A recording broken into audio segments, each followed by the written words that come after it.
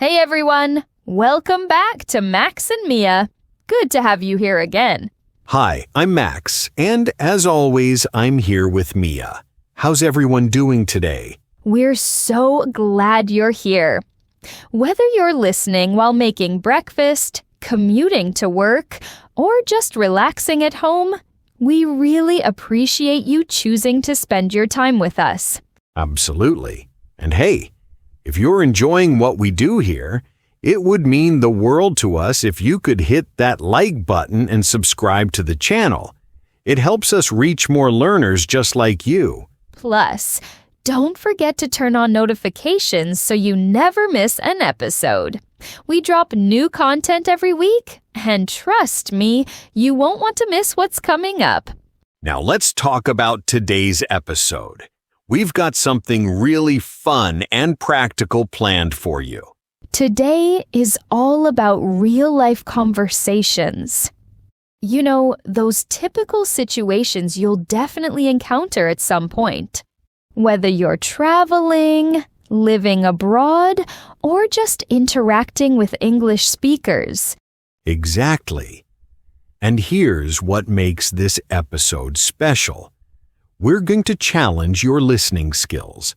Think of it as a little test to see how well you can follow natural, everyday conversations. Don't worry, though. We're not trying to make it super difficult.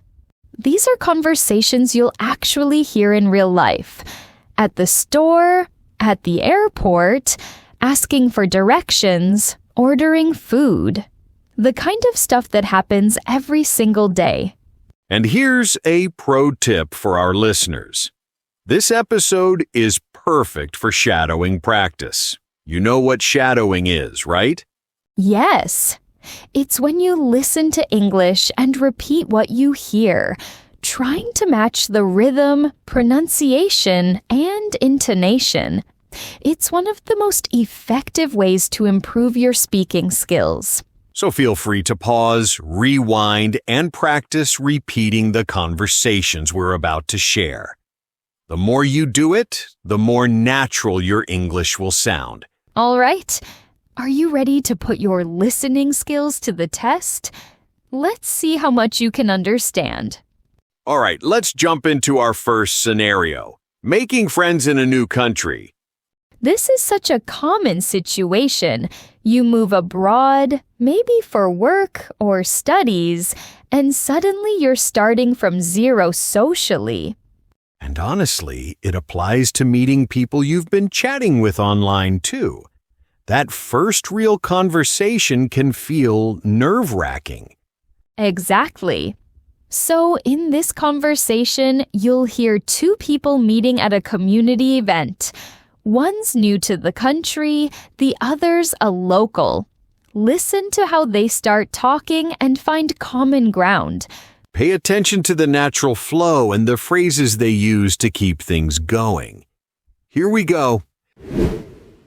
Hey, sorry, is anyone sitting here? No, it's free. Go ahead. Thanks. This place is packed, huh? I wasn't expecting so many people. Yeah, these meetups usually get pretty crowded. It's a popular spot for the language exchange nights.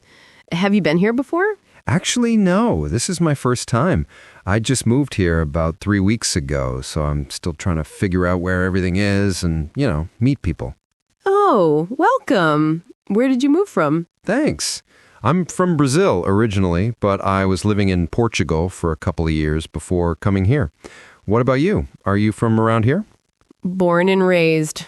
I've lived here my whole life, which sounds boring, I know, but I actually love this city. There's always something happening. No, that's not boring at all. Actually, I'd love to get some local recommendations. I feel like I'm still just scratching the surface of what's around here. Oh, for sure.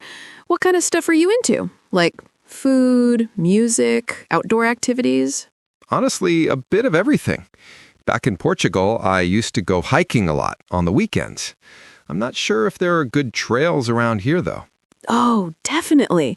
There's this amazing nature reserve about 40 minutes outside the city. The trails there are incredible, especially in the fall. The colors are just stunning right now. That sounds perfect. Is it easy to get there by public transport, or do you need a car? You'd probably need a car, to be honest. The buses don't run there very frequently. But hey, if you ever want to check it out, I go there pretty often with some friends. You're welcome to join us sometime. Really? That would be awesome. I don't want to impose, though. Not at all. We're always happy to have new people along. Plus, it's a good way to practice English in a more relaxed setting, outside of work or formal situations. That's actually exactly what I need. My English is okay for work stuff, but casual conversations still trip me up sometimes. Like, I understand most things, but I feel like I'm always translating in my head first. Oh, I can imagine. That must be exhausting. But honestly, your English sounds great to me. How long have you been learning? Thanks. I've been studying on and off since I was a teenager, but I only really started using it daily when I moved to Portugal. My job there required English for client meetings, so that helped a lot. That's the best way to learn, right? Just being forced to use it in real situations. So, what brought you here? Was it work-related too? Yeah, I got transferred here by my company. They opened a new office, and they needed someone to help set things up. It was kind of a sudden decision, but I thought, why not? It's a good opportunity. That's brave. I don't think I could just pack up and move to another country like that. Did you have to leave family behind? My parents and my sister are still in Brazil, yeah. That part's tough, but we video call pretty regularly, so it helps. What about you? Do you have family here? Yeah, my whole family's here. Parents, 2 brothers, aunts, uncles, cousins. We actually have Sunday dinners together almost every week. It's kind of chaotic, but in a good way. That sounds really nice, actually. I miss that kind of thing. Just having people around, I bet. You know what? You should come to one of our game nights. A group of us meets up every other Friday at this board game cafe downtown. It's super casual, lots of laughs, and everyone's really friendly. A board game cafe? I didn't even know that was a thing here. Oh yeah, it's great. They have hundreds of games, and you can order food and drinks while you play. It gets competitive sometimes, but it's all in good fun. That sounds like a blast. I'm definitely interested. Should I just show up, or? Here, let me give you my number. I'll text you the details for the next one. It's actually this Friday, if you're free. Perfect. I don't have any plans. Thanks so much for the invitation. I really appreciate it. Of course. It's nice meeting people who are new to the city. Plus, you seem cool, so I'm sure you'll fit right in with our group. I hope so. I've been feeling a bit isolated lately, to be honest. It's hard starting over in a new place. Totally get that. But trust me, once you start connecting with people, it gets so much easier. This city has a great community vibe once you find your people. I'm starting to see that already. Thanks again, Nina. This has been really great. Anytime, Lucas. See you Friday. All right, what a great conversation. Did you catch everything? That felt so natural, right? Like overhearing 2 people actually getting to know each other. Let's break down some key points. First off, notice how Lucas opened the conversation. He didn't overthink it, just asked if the seat was taken. Simple and effective. Exactly. When you're meeting someone new, you don't need some fancy pickup line. Just be genuine. Ask about the place, comment on the event, or even mention the weather. It's all fair game. And here's something important. Both of them asked follow-up questions. Lucas asked about recommendations. Nina asked about his hobbies. That's how you keep a conversation flowing. Right. If someone tells you something, show interest. Don't just wait for your turn to talk. Actually listen and respond to what they said. Now let's highlight some useful phrases for when you're meeting someone new. Nina said, "What kind of stuff are you into?" That's a relaxed way to ask about someone's interests. And Lucas used, "I don't want to impose," when Nina invited him hiking. That shows politeness without being overly formal. Another good one was, I'm still just scratching the surface, meaning he's only beginning to explore the city. Great way to express you're new to something. Also, notice how they exchanged personal information gradually. They didn't dump their whole life story at once. It was natural, back and forth. Okay, let's talk about some phrasal verbs that are super useful in these situations. Let's start with fit in. Nina said, "You'll fit right in with our group." This means to be accepted or feel comfortable in a group. Trip someone up. Lucas mentioned casual conversations still trip him up. When something trips you up, it confuses you or causes problems. Pack up. Nina said I couldn't just pack up and move.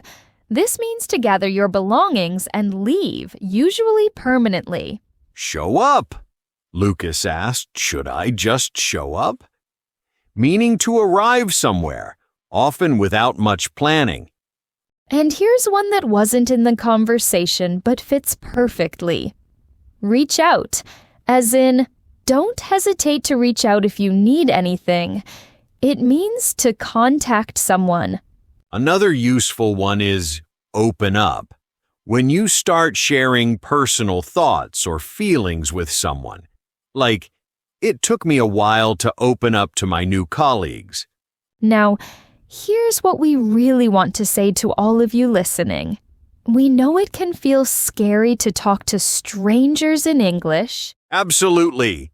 You might worry about making mistakes, not finding the right words or sounding awkward, but here's the truth.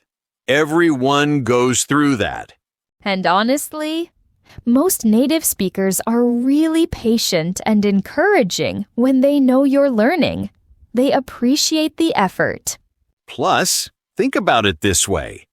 Every conversation you have, even the uncomfortable ones, is making you better. There's no substitute for real practice. Right. You can study grammar for hours, memorize vocabulary lists, listen to podcasts, and all of that helps. But actually speaking with someone, that's where the magic happens. Your brain needs to practice thinking in English in real time. Not translating, not rehearsing, just responding naturally. And that only comes from doing it. So our challenge to you is this. Find one opportunity this week to strike up a conversation in English. It doesn't have to be long or deep. Maybe it's at a coffee shop, maybe it's online in a language exchange app, or maybe it's with a coworker. Just one conversation. And remember, the other person doesn't expect perfection. They just want to connect with you as a human being. Exactly. So take that first step. You've got this. All right, ready for our next scenario? Our second conversation takes us into the workplace. Team meetings. Whether you're studying or working, this is something you'll definitely encounter. And let's be honest, meetings can be intimidating, especially in English. Right. You're sitting there, people are throwing around ideas, and you want to contribute, but you're not sure how to jump in.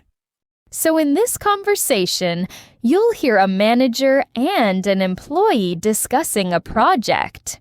Listen to how they exchange ideas, give feedback, and navigate the professional tone. Pay attention to the language they use. It's polite but direct. That's the sweet spot for workplace communication. Let's listen. Hey, Camilla. Thanks for meeting with me. I know you've got a lot on your plate right now. No problem at all, Derek. I actually wanted to touch base with you about the marketing campaign anyway. Perfect timing then. So I've been reviewing the initial concepts your team put together, and I have to say, I'm impressed with the creative direction. The visuals are really strong. Thank you. We've been working on it for the past 3 weeks. The team really pushed themselves to come up with something fresh. It shows.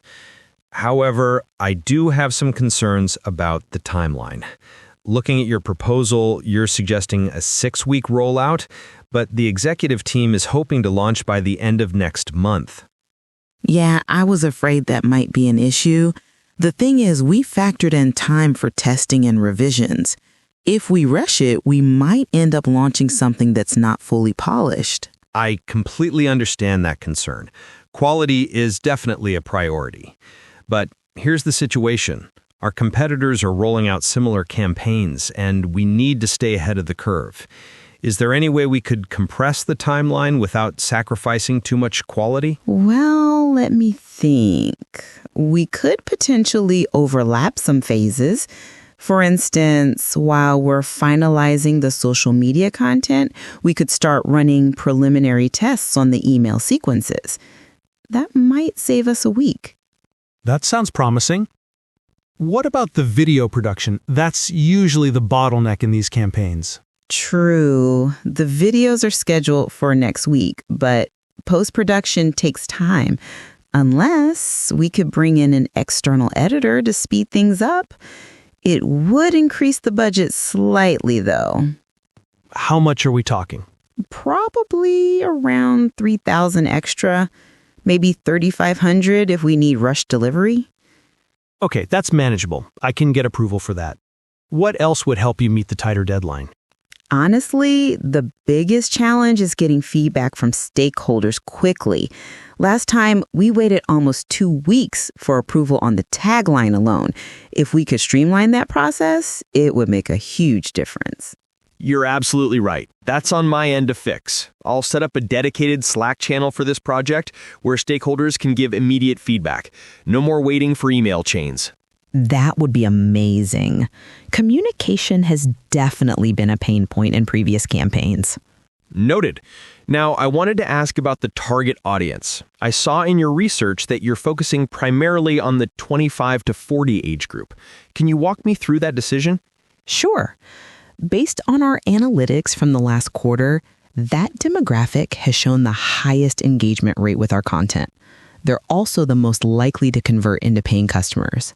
We figured it made sense to concentrate our efforts there. Makes sense, but I'm wondering if we're potentially leaving money on the table by not targeting the 40 to 55 group. They have more disposable income, generally speaking. That's a fair point. We did consider them, but the data showed their engagement dropped significantly on social platforms. They're more responsive to email marketing and traditional advertising. Interesting. So maybe we need a two-pronged approach. Hit the younger demographic hard on social media and create a separate email campaign for the older group. I like that idea, actually. It would mean creating additional content, but if we're already bringing in extra help for video editing, we could allocate some of that resource to developing the email campaign. Exactly what I was thinking. How would that affect the budget overall? Let me do some quick math here. If we're adding the email campaign, probably another $4,000 to $5,000 for copywriting, design, and the email platform costs. So we're looking at roughly $8,000 additional on top of the original budget? Give or take, yeah. But the potential ROI could be significant if we're reaching both demographics effectively. I agree. It's worth the investment. I'll need you to put together a revised proposal with these changes, the compressed timeline, the two-pronged approach, and the updated budget. No problem. When do you need it by? Could you have something ready by Friday? I'm presenting to the executive team on Monday morning. Friday should work. I'll have my team prioritize this. Should I include alternative scenarios in case they push back on the budget? Good thinking. Yeah, maybe include a plan B that focuses solely on the primary demographic, but with the faster timeline. That way we have options. Will do. Oh, one more thing. Do you want us to include mock-ups of the actual ads, or will descriptions be enough for now? Mock-ups would be better. The executives are very visual. They need to see it to really buy into the concept. Understood. We'll make it happen. Great. I really appreciate your flexibility on this, Camila. I know changing directions mid-project isn't easy. It's part of the job, right? Plus, I think the changes we discussed will actually make the campaign stronger overall. I think so too. All right, I'll let you get back to it. Send me a draft when you have something, even if it's rough. I'd rather give feedback early than wait until Friday. Sounds good. I'll probably have something preliminary by Wednesday. Perfect. Thanks again, Camila. Anytime, Derek. That was a solid professional conversation. Notice how they balanced being direct with staying polite? Exactly. Camilla pushed back on the timeline but offered solutions. Derek challenged her ideas but stayed respectful. That's the key in work settings. And they both use data to support their points. Analytics, budget numbers, demographics. In professional English, backing up your opinions with facts makes you sound more credible. All right, let's give you some vocabulary that's essential for meetings and work conversations. Touch base. Camilla said she wanted to touch base about the campaign. This means to briefly connect or check in with someone about something. Bottleneck. Derek mentioned video production is usually the bottleneck. That's something that slows down a process or creates a delay. Stakeholders. These are people who have an interest in a project or decision. Could be managers, clients, or team members. Pain point. Camilla called communication a pain point. This is a persistent problem that causes frustration. ROI stands for return on investment. Basically, what you get back compared to what you spend. Now, some useful phrasal verbs for work situations. Push back when you resist or challenge an idea, like the team pushed back on the deadline. Buy into. Derek said executives need to buy into the concept. This means to accept or believe in an idea. Get back to. This means to return to something you were doing before. For example, let me get back to this report. Follow up. To check on something later. I'll follow up with you next week about that proposal. Bring up. To mention or introduce a topic. She brought up an interesting point during the meeting. So here's our challenge for you this week. Practice these phrases out loud, even if you're alone. Say them in front of a mirror, record yourself, whatever works. And if you have a meeting coming up, try using at least one or two of these expressions. You'll be surprised how much more confident you'll feel. Remember, learning English isn't just about understanding, it's about using it. So get out there and practice. And that's a wrap for today's episode. We hope these conversations gave you some real insight into how English flows naturally in everyday situations. Whether you're making new friends or navigating work meetings, the key is to just start talking. Don't wait until you feel ready.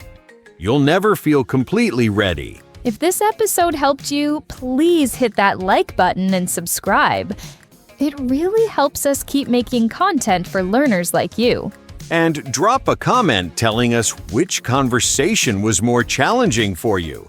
Was it the casual friend making or the professional meeting? Thanks for listening, everyone.